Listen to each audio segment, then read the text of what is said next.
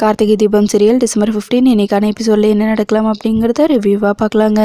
கார்த்திக் சிதம்பரம் பேசின எல்லாத்தையும் யோசிச்சு பார்த்து அப்படியே நடந்துட்டுருக்காங்க. அப்போ கரெக்டாக தீபா வராங்க. சார் என்ன சார் ஆச்சு? எப்பவுமே நான் தானே இப்படி இருப்பேன், ஏதாவது யோசிச்சுட்டே இருப்பேன். ஆனால் நீங்கள் இன்றைக்கி இவ்வளோ டென்ஷனாக யோசிச்சுக்கிட்டே இருக்கீங்களே அப்படின்னு தீபா கேட்கவும், ஒன்றும் இல்லை தீபா, அதெல்லாம் விடுங்க. பல்லவி நல்லா பாடினாங்களா பூஜையில் அப்படின்னு கார்த்திக் கேட்கவும், நல்லா பாடினாங்க சார். அதான் அத்தை அவங்க நல்லா பாடினாங்கங்கிறதுக்காக கோல்டு செயினே கிஃப்டாக கொடுத்தாங்கல்ல சார் அப்படின்னு தீபா சொல்லவும், இல்லை தீபா நான் உங்களோட ஒப்பீனியன் என்னன்னு தான் கேட்டேன் அப்படின்னு கார்த்திக் சொல்ல, நல்லா பாடினாங்க சாருங்கிறாங்க தீபா. ஓகே தீபா, நீங்கள் கொஞ்சம் பல்லவியை கூட இருந்தே பார்த்துக்கோங்க. ஏன்னா அந்த சிதம்பரம் என்ன வேணும்னாலும் பண்ணலாம், அதுக்காக அவங்க கடத்திடுவாங்கன்னெல்லாம் சொல்ல வரல. இருந்தாலும் நீங்கள் கூடவே இருந்து பார்த்துக்கோங்க தீபா அப்படின்னு கார்த்திக் சொல்லவும், ஓகே சார் நான் பார்த்துக்கிறேங்கிறாங்க தீபா. அடுத்த நாள் காலையில் அபிராமி, அருணாச்சலம், அருண், கார்த்தி எல்லாரும் ஹாலில் உட்காந்துட்ருக்காங்க. அப்போ அபிராமி அருணாச்சலத்துக்கிட்ட கோல்டு ரேட் என்ன அப்படின்னு சொல்லி கேட்கவும், கோல்டு ரேட் ரொம்பவே ஜாஸ்தி ஆகிட்டே போகுது அப்படின்னு அருணாச்சலம் பேசிகிட்டு இருக்காங்க. இன்னொரு பக்கம் அருண், கார்த்தி 2 பேரும் சேர்ந்து கிரிக்கெட் பற்றி பேசிகிட்டு இருக்காங்க. அதுக்குள்ளே ஐஸ்வர்யா காஃபி போட்டு எல்லாம் ரெடியாக வச்சுருக்காங்க. பல்லவி வரவும் பல்லவியை கூப்பிட்டு இந்த காஃபியை கொண்டு போய் அவங்க எல்லாருக்கும் கொடுங்கிறாங்க.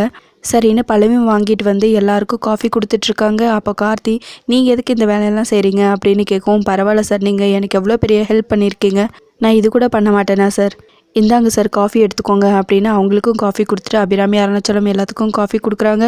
இது எல்லாத்தையும் பார்த்து அபிராமி, உங்கள் அப்பா அம்மாலாம் என்ன பண்ணுறாங்கம்மா அப்படின்னு கேட்கவும், எனக்கு அப்பா இல்லைம்மா, அம்மாவும் தம்பியும் மட்டும்தான் அப்படின்னு சொல்லவும், சரிம்மா கவலைப்படாத, நீ மட்டும் கார்த்தியோட ஆடியோ கம்பெனியில் பாடினா உன்னோட எல்லா கஷ்டமும் தீந்துருமா, அதுக்கப்புறம் நீ ரொம்பவே நல்லா இருப்ப, எதுக்கும் கவலைப்படாதேங்கிறாங்க அபிராமி.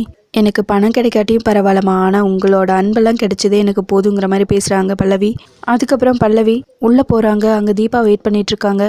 இங்கே பாரு, நீ எதுக்கு இந்த வேலையெல்லாம் பண்ணிகிட்ருக்க, நீ எதுக்கு வந்தியோ அந்த வேலையை மட்டும் பாரு, கார்த்திக் சாருக்கு காஃபி கொடுக்குற வேலையெல்லாம் வேணாம் அப்படின்னு தீபா சொல்லவும், ஐஸ்வர்யா அக்காவுக்கு காஃபி போட தெரியாதாமாக்கா, அதனால் என்ன கூப்பிட்டு காஃபி போட சொன்னாங்க.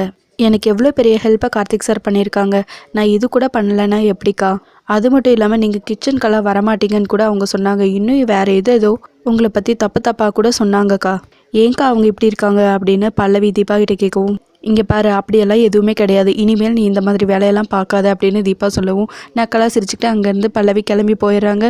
தீபா செம்ம டென்ஷனாக அவங்க ரூமில் வெயிட் பண்ணிட்டுருக்காங்க. அப்போ கார்த்தி வராங்க. கார்த்தியை பார்த்ததுமே தீபா எதுவுமே பேசாமல் சைலண்ட்டாக இருக்காங்க. ஏங்க என்ன ஆச்சு, ஒரு மாதிரியாக இருக்கீங்க அப்படின்னு கார்த்தி கேட்கும். அதெல்லாம் ஒன்றும் இல்லை சாருங்கிறாங்க தீபா. அதுக்கப்புறம் கார்த்தியும் சரின்னு சொல்லிட்டு போகலான்னு கிளம்பும்போது, சார் ஒரு நிமிஷம், காஃபி குடிச்சிங்களே நல்லா இருந்துச்சா அப்படின்னு தீபா கேட்கவும், நல்லா இருந்துச்சுங்கிறாங்க கார்த்தி. அதுக்கப்புறம் திரும்பவும் கிளம்பும்போது, சார் நல்லா இருந்துச்சா காஃபி அப்படின்னு திரும்ப தீபா கேட்க, ரொம்ப நல்லா இருந்துச்சுங்க அப்படின்னு கார்த்தி சொல்லவும், ஓ ரொம்ப நல்லா இருந்துச்சா, நாளைக்கு ரெக்கார்டிங் முடித்ததும் பல்லவியா அப்படியே அவங்க ஊருக்கு அனுப்பிச்சி வச்சுருங்க, வீட்டுக்கெல்லாம் கூட்டிகிட்டு வர வேணாம் அப்படின்னு தீபா சொல்லவும், ஏங்க புதன்கிழமை தானே அம்மா சொன்னாங்க அப்படின்னு சொல்லவும், நாளைக்கு தான் சார் புதன்கிழமைங்கிறாங்க தீபா.